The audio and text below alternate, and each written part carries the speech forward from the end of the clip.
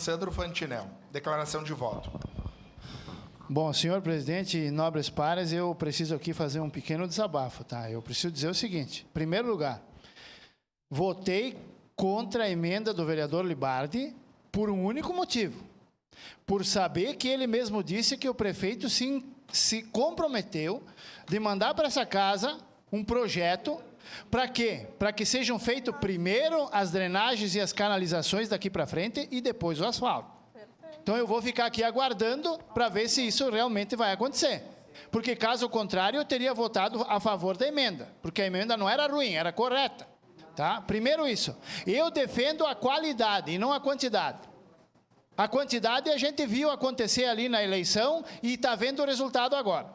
Aquilo foi a quantidade. Esse que é o problema, né? Então, eu defendo a qualidade. Parabenizo o secretário João Wes, que está fazendo um excelente trabalho, nos atende sempre que a gente precisa, nunca se nega a nos dar explicações, colabora, está 100%, é o cara certo no lugar certo. Agora, vou também aguardar aqui mais, quem sabe lá mais 3 anos, não sei se eu vou estar aqui, né? Mas enfim, vou ficar esperando.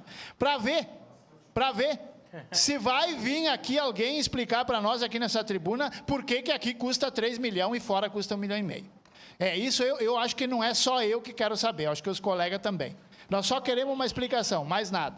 Então, eu defendo a qualidade e espero, então, que venha esse projeto aqui para que primeiro se faça as drenagens e canalização e depois o asfalto e não vice-versa. Votarei sim, senhor presidente. Obrigado. Obrigado, vereador.